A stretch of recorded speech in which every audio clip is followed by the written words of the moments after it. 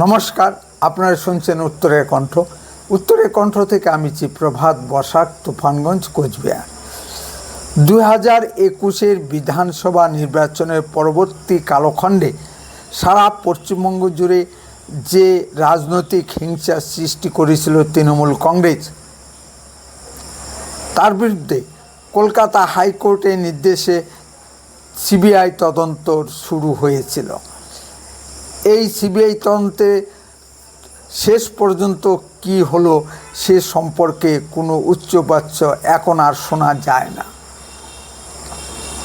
হয়তো বিষয়টি ধামাচাপা পড়ে গেছে, আমরাও ভুলে গেছি। এ ধরনের হিংসা এখন আর কোনো রাজ্যে দেখা যায় না। মানুষ প্রাণ ভয়ে নিজের বাড়িঘর ফেলে অন্য রাজ্যে আশ্রয় নিতে বাধ্য হয়েছিল। তৎকালীন রাজ্যপাল মাননীয় ধনখড়জি মহোদয় আসামের আশ্রয় শিবিরগুলি পরিদর্শনে এসেছিলেন। ঘরবাড়ি লুটপাট, ভাঙচুর ও মহিলাদের সম্মানহানি এগুলো তো ছিলই। বাড়ি থেকে খাদ্য সামগ্রী, গরু, ছাগল, ভেড়া, সোনা দানা, টাকা পয়সা, এমনকি বাড়ি বেড়া পর্যন্ত খুলে নিয়ে গেছে লুঙ্গি বাহিনী। এই লুটপাট করেছে প্রধানত তৃণমূলের লুঙ্গি বাহিনী। বাড়ির মহিলাদের উপর চড়াও হয়ে তাদের সম্মানহানি থেকে শুরু করে ধর্ষণ পর্যন্ত করেছে তৃণমূলের লুঙ্গি বাহিনী।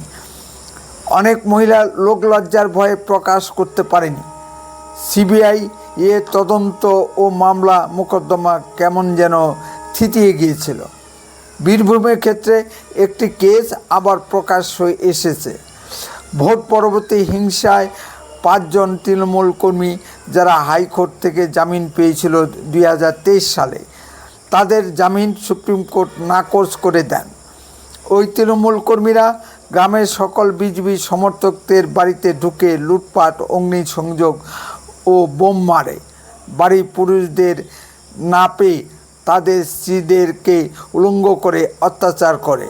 পুলিশের কাছে সাহায্য চাইলেও পুলিশ সাহায্য করতে এগিয়ে আসেনি, বরং পুলিশ পরামর্শ দিয়েছিল অন্য গ্রামে গিয়ে লুকিয়ে থাকতে। পুলিশ এফআইআর পর্যন্ত গ্রহণ করেনি।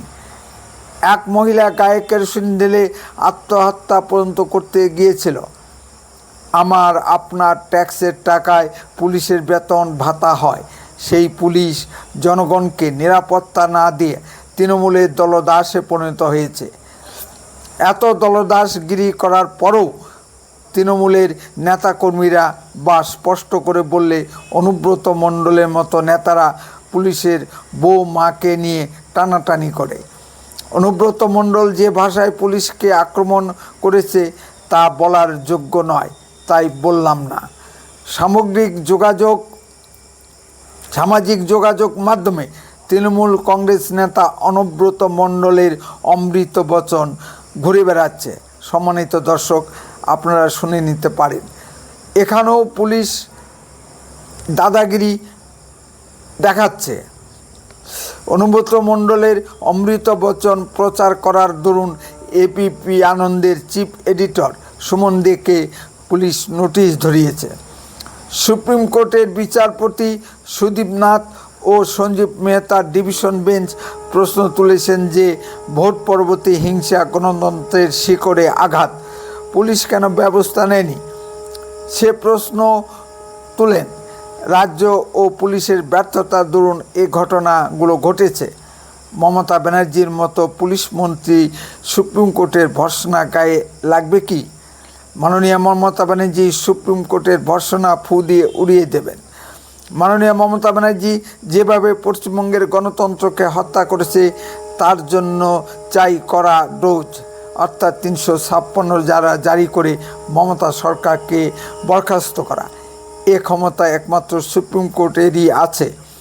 পশ্চিমবঙ্গের সাধারণ জনগণ মমতা ব্যানার্জির তানাশাহি আর দেখতে রাজি নয়। একটি অপদার্থ চোর সরকার পশ্চিমবঙ্গের উপর জাঁকিয়ে বসে আছে। একে এক্ষুনি বিদায় করা দরকার।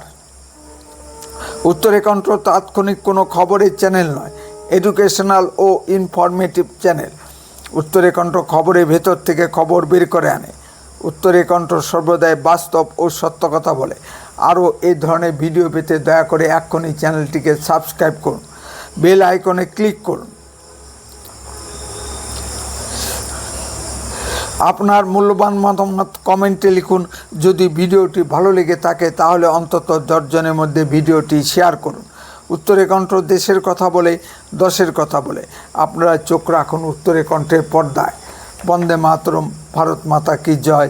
খুব শীঘ্রই ফিরে আসছি নতুন কোনো ভিডিও নিয়ে। সুস্থ থাকুন, ভালো থাকুন।